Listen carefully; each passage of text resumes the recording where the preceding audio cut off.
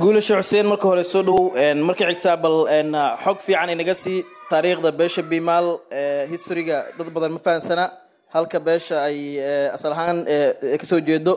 iyo Bimal waxa uu yahay iyo waxa uu ka dhigan yahay bal jiilka soo korayay dadka aan aqoonta u lahayn Bimal sharaxaad kooban ka sii adeer nuru aniga guulasha Xuseen waa mahadsan tahay oo ku nool qurbaha insha Allah bidmillah alkarim bariyan dambe waxa moodaa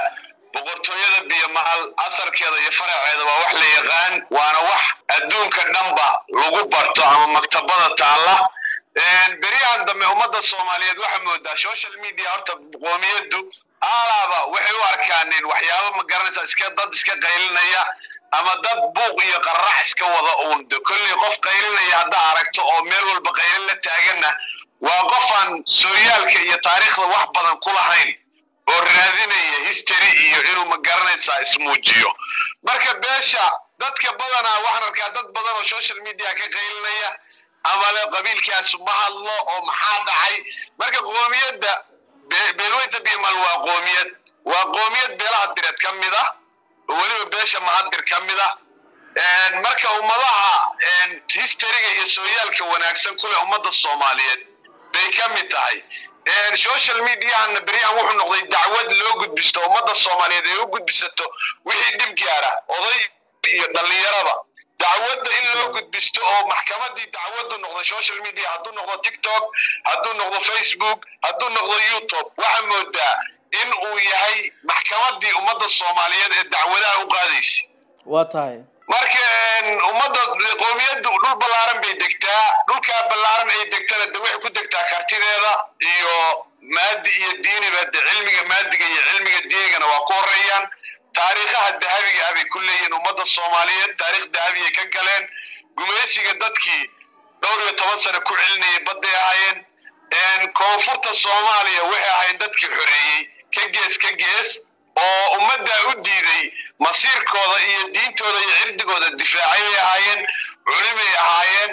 taariikhdooda maxbarada adduunka iyo adduunka dhan baa lagu xusaa buwaagayna ku qorayna ma jiro meel walbana waa laga ogsoon yahay hadda waxa moodaa taariikha bilowday hadda 19 wixii ka dambeysay oo leeno amba way kana in lagu rabo in lagu dabaqo bariyahan dambe oo dhalinyaro badan oo aan xog badan ba ka haynba boqortooyadu inay asalkooda iyo faracoodaba waardiye ka soo ahayd oo xilli dheer ay soo qabatay baa waxa moodaa bariyahan dambe ay social media ka qaylinayaan beeshuna waa ka ballaaran tahay wax ma garanaysa social media ka qayliya ee waa beel ballaaran ilaa NFD ilaa Ethiopia ilaa Soomaaliya ilaa waqooyi bay daadsan yihiin intaana waa degan yihiin qabiil maanta qaylin kara oo si fiican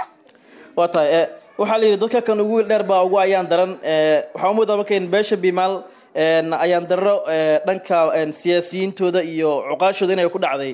maxaa keenay in maanta lagu wadahay social media beesha oo la yiraahdo waa beel aan waxbahayn oo beel aan wax magarad lahayn in micnaha inta soo jaayfooyina Bimal ay soo gaaraan maanta yaa mas'uulka la dhigi karaa horta siyaasiyiintu meel walba waa qabaa'ilka horta waxa dhib wada qabaan qabaa'iladan qaylinaya qofkuna waxa la yiraahdo waqti dheer ma garanaysa ama boqortooyo guun ahaa culays waa iskaga imanayaan oo culeysyadaas waa wax jira qaybtood laakiin waa beel jirta oo ka dhex muuqata ummadda Soomaaliyeed qabaa'ilada Soomaaliyeedna waxa keenaya beel isku duuban hadda aragto oo meel walba taagan oo wada ordaysa waa wax yar beesha Bimalna boodagel waxa la yiri wax gunti la geliyo waa ka weynta waxaan u maleynayaa xoolaha aynu dhaqanno waxa ugu lafa waaweyn ama ugu dheerba waa geela marka beeshu waa beel ballaaran oo quwad iyo si walba iyo dhul ahaanba u ballaaran marka dad qaylin kara oo leena 24 saac isdaba jooga hadda aragto waa dad fara ku tirisa ama lafyara marka qoomiyad reer maraya waa dareemi kartaa baasanaan badan iyo xilliyo badan oo iska dhaxayaan wadanka Soomaaliya oo dhanna jahwareerka siyaasadda waa ka jira siyaasiyiinta Soomaaliya oo dhanna way ka wada jiraan jahwareerkanu hase ahaatee kulli maadaama ay dhul ballaaran degan tahay oo ummadahan anna way kanta gurayaana ay meel walba ka qaylinayaan marka kulli taariikhda iyo sooyaalka ummadda Soomaaliyeedna xilli dheerna wuu soo jiray wuuna jiri doonaa wax walbana darunta la isugu imanayaa hadda dagaaladan qabaa'ilka iyo waxyaabahan siyaasadahan guracan oo Soomaaliya ka socda bay ka qayb tahay waxyaabahanu haddana ummadii Soomaaliyeed waxa moodaaba inay ka hadlayaanba wixii gaara odaygii wax gaaraan iyo islaantii wax gaaraan hadda waxay maraysaa ummadii Soomaaliyeed ninkii naagta isqabtaa inay xitaa dacwadooda u gudbistaan Facebook iyo TikTok iyo YouTube marka cilado badan oo nasiib darro ay ummadda Soomaaliyeed ku dhacay weeye meesha marka meel kasta ay joogto waa dad ehlu diina ehlu cilmiya nooc walba maadi iyo diiniba ka dhisan dhulkooda iyo ma garanaysa xadgudubkana aan qaadan diinta islaamkana 95% ba waa dad xafid quraana wata ugu dambeyn marka guule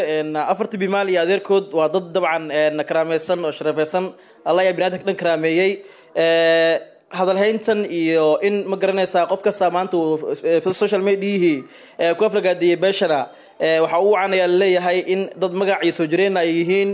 bal maxaa midii laba aad kula tan lahayd guud ahaan bimaal sigaara afarti bimaal iyo adeerkood afarta bimaal iyo adeerkood waa mahadsan yihiin meel kasta ay joogaan maadiga iyo cilmiga diiniga iyo maadigana waa dad ku horeeya waana dad waxa kula talinayaa inay isku duubnaadaan meel kasta ay joogaan aynan ku milmin dadkan dacwadda u gudbisanaya Facebook-ga iyo YouTube-ka iyo TikTok-ga u gudbisanaya inayna ku milmin sida ay horeyba ay soo jireenka iyo soo yaaladooda qofka horta inuu iska hadlo waa laga fiican yahay waxa fiican nin isfaashay waariis nugtay baa la yiri marka waxa muhiim ah in ummaddu ay ku sheegto laakiin adiga dad sheegay u bateen ummadii Soomaaliyeed oo anagu saanaanahay maanta hadday ku celceliyaan waa in laga dhageysta laakiin beelweynta biyamal adduunka dhan baa og waxay yihiin taariikhaha bay ku jiraan bal dahabi ay ka fariisteen milga iyo meeqaab bay ku leeyihiin markay guuleystaan leeyahay meel kasta ay joogaan guul iyo gobonimo adeer adigana waa mahadsan tahay adii adeecadaadaba guul iyo gobonimo ku leeyahay